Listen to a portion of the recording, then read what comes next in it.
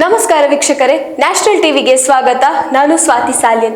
ಜಯನಗರ ಸಾರ್ವಜನಿಕ ಆಸ್ಪತ್ರೆಯಲ್ಲಿ ವೈದ್ಯಕೀಯ ನಿರ್ಲಕ್ಷ್ಯದಿಂದ ರಕ್ತಹೀನತೆ ಚಿಕಿತ್ಸೆಗೆ ಬಂದ ರೋಗಿಗೆ ತಪ್ಪಾಗಿ ಎ ಪಾಸಿಟಿವ್ ರಕ್ತ ನೀಡಲಾಗಿದ್ದು, ಓ ಪಾಸಿಟಿವ್ ರಕ್ತದ ರೋಗಿಯ ಸ್ಥಿತಿ ಗಂಭೀರವಾಗಿದೆ. ತಕ್ಷಣ ಐಸಿಯುಗೆ ದಾಖಲಿಸಲಾಗಿದೆ. ಲ್ಯಾಬ್ ಟೆಕ್ನಿಷಿಯನ್ ವಿರುದ್ಧ ಪ್ರಕರಣ ದಾಖಲಾಗಿದ್ದು, ಆಸ್ಪತ್ರೆ ಆಡಳಿತ ಕಠಿಣ ಕ್ರಮ ಕೈಗೊಳ್ಳುವುದಾಗಿ ಭರವಸೆ ನೀಡಿದೆ. ಬೆಂಗಳೂರಿನ ಜಯನಗರ ಆಸ್ಪತ್ರೆಯಲ್ಲಿ ವೈದ್ಯಕೀಯ ಸಿಬ್ಬಂದಿಯ ಭಾರೀ ನಿರ್ಲಕ್ಷ್ಯದಿಂದ ಈ ಒಂದು ಘಟನೆ ಬೆಳಕಿಗೆ ಬಂದಿದೆ.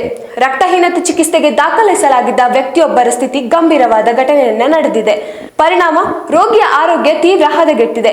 ತಕ್ಷಣ ಅವರನ್ನ ಐಸಿಯುಗೆ ಸ್ಥಳಾಂತರಿಸಿ ತುರ್ತು ಚಿಕಿತ್ಸೆ ನೀಡಲಾಗಿದ್ದು, ಈ ಕುರಿತು ತಿಲಕ್ ನಗರ ಪೊಲೀಸ್ ಠಾಣೆಯಲ್ಲಿ ಪ್ರಕರಣ ದಾಖಲಾಗಿದೆ. ರೋಗಿಯ ಸ್ಥಿತಿ ಗಂಭೀರ. ಹೌದು, ಪುನೀತ್ ಸೂರ್ಯ ಎಂಬ ರೋಗಿ ರಕ್ತಹೀನತೆ ಚಿಕಿತ್ಸೆ ಪಡೆಯಲು ಜಯನಗರ ಆಸ್ಪತ್ರೆಗೆ ದಾಖಲಿಸಲಾಗಿತ್ತು. ಅವರು ಓ ಪಾಸಿಟಿವ್ ರಕ್ತದ ಗುಂಪಿನವರಾಗಿದ್ದು, ಲ್ಯಾಬ್ ಟೆಕ್ನಿಷಿಯನ್ ನಿರ್ಲಕ್ಷ್ಯದಿಂದ ತಪ್ಪಾಗಿ ಎ ಪಾಸಿಟಿವ್ ನೀಡಲಾಗಿದೆ. ಪುನೀತ್ ಸ್ಥಿತಿ ಗಂಭೀರವಾಗಿತ್ತು. ಐಸಿಯುನಲ್ಲಿ ಮುಂದುವರಿದ ಚಿಕಿತ್ಸೆಯಿಂದ ಇದೀಗ ಅವರ ಆರೋಗ್ಯ ಸ್ಥಿತಿ ಕ್ರಮೇಣ ಸುಧಾರಿಸುತ್ತಿದೆ ಎಂದು ಆಸ್ಪತ್ರೆ ತಿಳಿಸಿದೆ. ಈ ಎಡವಟ್ಟಿಗೆ ಕಾರಣರಾದ ಲ್ಯಾಬ್ ಟೆಕ್ನಿಷಿಯನ್ ಉಮೇಶ್ ವಿರುದ್ಧ ತಿಲಕ್ ನಗರ ಪೊಲೀಸ್ ಠಾಣೆಯಲ್ಲಿ ದೂರು ದಾಖಲಾಗಿದೆ.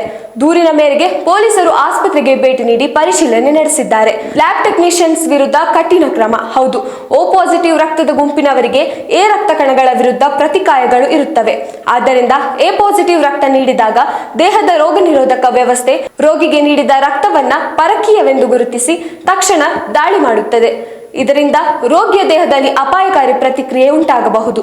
ಇದರಿಂದಾಗಿ ಜ್ವರ, ಉಸಿರಾಟದ ತೊಂದರೆ, ಎದೆನೋವು, ರಕ್ತದೊತ್ತಡ, ಮೂತ್ರಪಿಂಡಗಳ ವೈಫಲ್ಯ ಹಾಗೂ ಕೆಲ ಸಂದರ್ಭಗಳಲ್ಲಿ ಜೀವಕ್ಕೂ ಅಪಾಯ ಉಂಟಾಗುವ ಸಾಧ್ಯತೆ ಇದೆ.